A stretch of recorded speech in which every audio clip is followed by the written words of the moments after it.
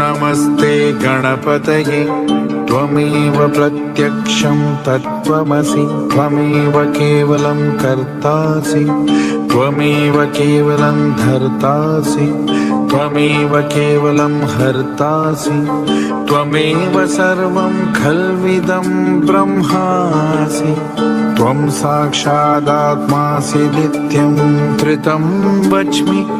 सत्यं वच्मि अवत्वं मा